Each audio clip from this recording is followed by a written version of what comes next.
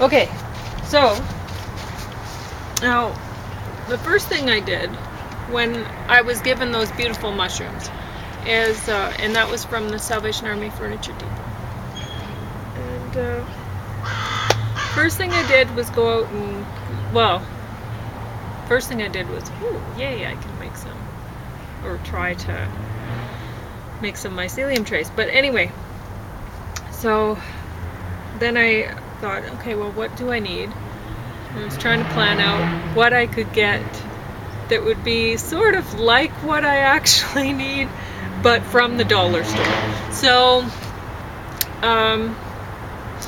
anyway, so I needed some latex gloves, and these were one size fits all, which fits nobody.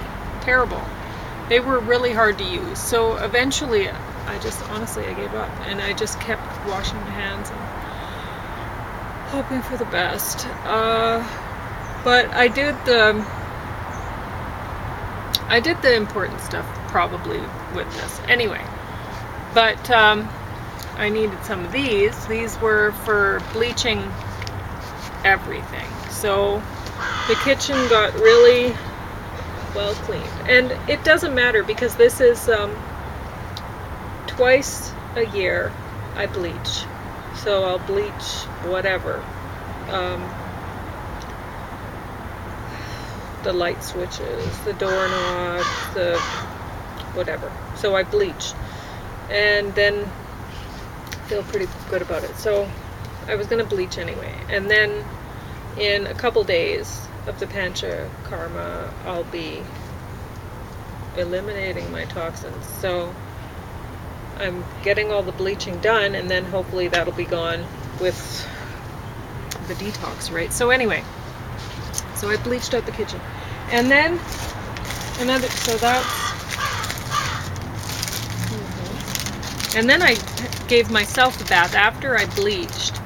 Then I gave myself a bath, and honestly, I was not feeling very good with the fumes of the bleach. But anyway, I don't like using the stuff. So I had quite a long bath, and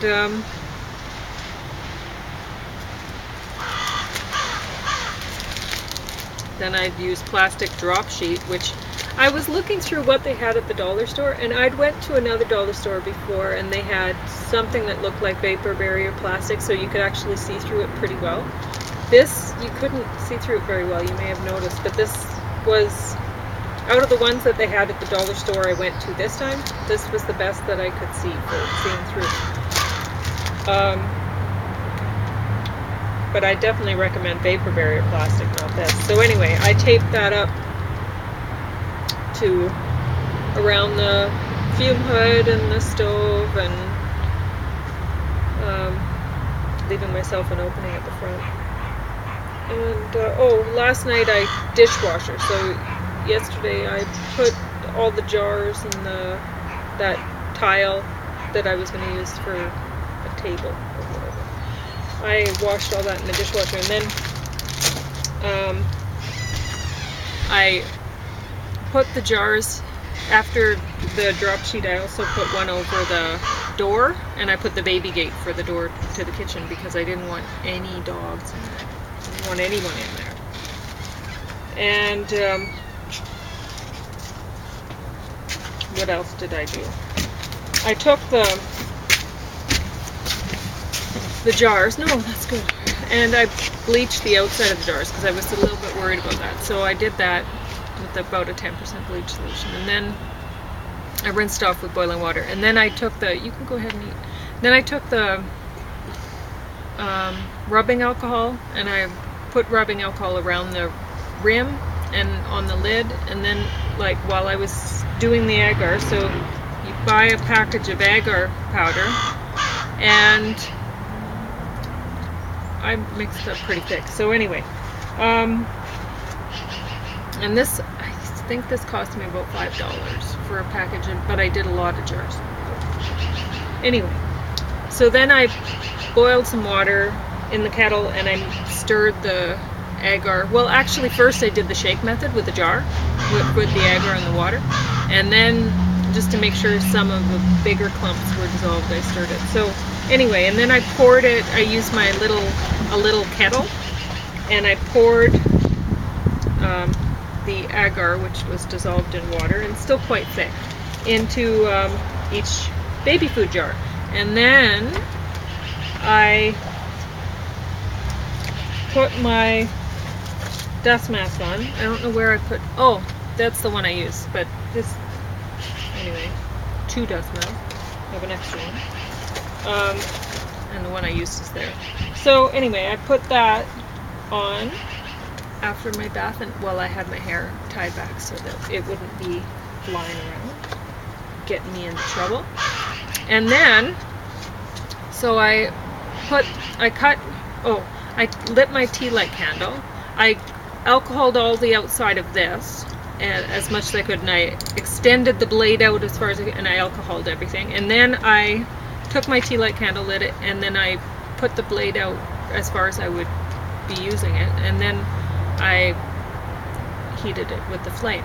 So then I took my mushrooms and I cut the gills just so that I could get some, like, hopefully enough spores were there that will then inoculate my agar with them and then produce mycelium on the agar trays, so, which are the baby food jars. And that's all under the fume hood, which I made out of my kitchen fume hood, and the plastic wrapped around the tape. Anyway, and then I took scissors and I alcoholed those and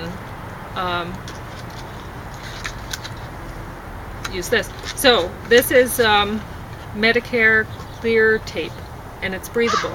So then, like, normally you probably buy the agar already in the petri dishes, and then you put this stuff around that's breathable.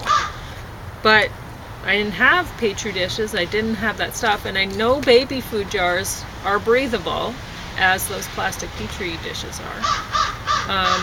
But you don't want a lot getting through, so that's why you tape them up, and you don't want the lids coming off. So, but you still want them breathable. So anyway, baby food jars and this tape, which is breathable, so should work. They're still under the fan of the kitchen fan. And then I'm going to put them in a Rubbermaid tub, which I'm not going to seal. I'm going to put a towel over top of it. So they'll still be able to breathe, but hopefully nothing will get through. So, and I bleached the Rubbermaid tub first and rinsed it. So that's that. So, that's what I was doing. So that took a very long time and a lot of work. But we'll see if it was worth it. Maybe it worked out. If not, well, whatever. Next time I'll have to try harder to be. But let's see, that cost me for supplies probably about $15 in all. So for all because I got most of it at the dollar store. And then,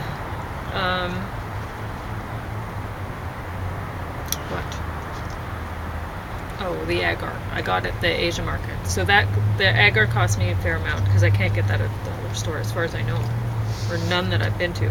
So we went to Public Professor last night. That was Glaciers by Dr. Hester Yiskut.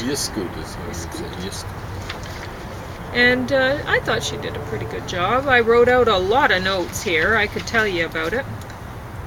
But you just should have went, I guess.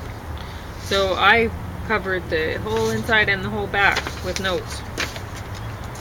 And here's the lineup for... This is going to be a talk on March 28th. So you could attend that. And then this is the lineup for next year. So you could attend that.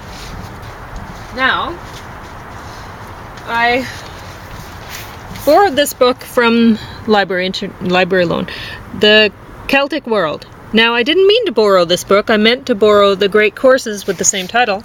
And the librarian accidentally entered in March 23rd for the due date, not April 23rd, so I only had one day to read this thing. And so I was trying to do that this morning. So I'll show you a few pictures that I found interesting. There's little, well, you can read. And then, village. And then,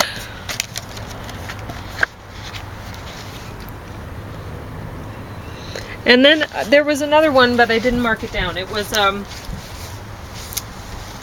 where they had a cliff face, and then they built a wall, like a horseshoe, and they had their little settlement in there, which is interesting. So, and this book is, they kind of, well, they're suggesting a lot of really brutality of the Celtic people. So they're showing skulls and stuff like that, and talking about ritual sacrifices and such things. But anyway, I found the book okay. James would probably enjoy it more than I would. But if he wants to read it, it's got to go back tomorrow, because when I noticed it this morning that she did it wrong, I was like, do I care? I'm so busy. So I just tried to get through as much as I could, and that's that. So if you want to read it, go ahead, James, but I got to bring it back tomorrow. So I'm going to start this over, and I'm going to talk about this book.